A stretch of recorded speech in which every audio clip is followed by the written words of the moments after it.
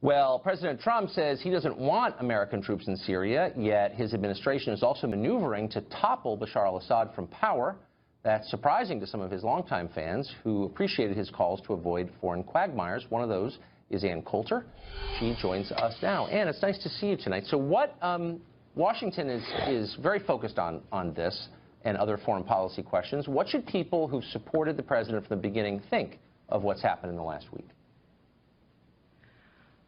Well, I knew there was going to be massive pushback for everything Trump proposed to do on immigration. I didn't realize that the pushback would be as strong for not starting pointless wars. You would think that would be one of the simplest things to do.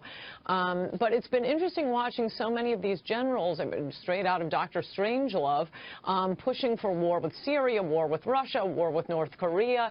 I thought General Mattis's statement, the Secretary of Defense, was fantastic yesterday, and that seemed to be returning to the Trump policy on the campaign, which is, I mean, how many times did he have to say it? He's not just he's not running to be president of the world, but president of America. He put our interests first. And yeah, it's very hard to explain this Syrian attack. It is certainly not a vital national security interest. We generally don't, at least conservatives don't, support rushing around the world for humanitarian reasons. Right. And for that region of the world, Assad is one of the better leaders. There are probably only one or two that are better than he. He's not even like a Saddam Hussein murderous thug. He helped us after 9/11, giving us intelligence. It's a very strange thing we've done here, and I feel like it is such a departure from what Trump said on the campaign trail and in 2013 on his Twitter feed. Right. No, that's all true.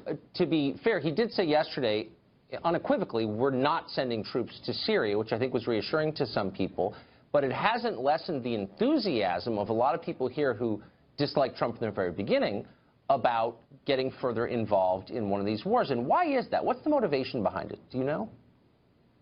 Well, for the left and therefore the media, I think it is identical to their motive for wanting to dump the entire third world on our country. They want to destroy America. We're the greatest country in the world, but if we keep going to war and sending our best Americans to these wars. I mean, I know it's kind of a cliche, but it's not the graduates of Horace Mann going off to do the fighting. It tends to be more the West Texas American men doing the fighting, and apparently now under our new rules, 14-year-old girls.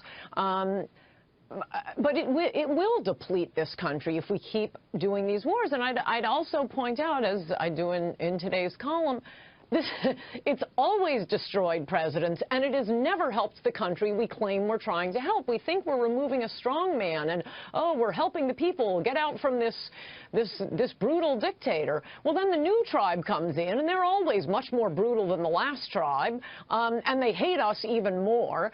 Look at Iraq, Egypt, Libya, Iran. How many times do we have to see that this isn't working?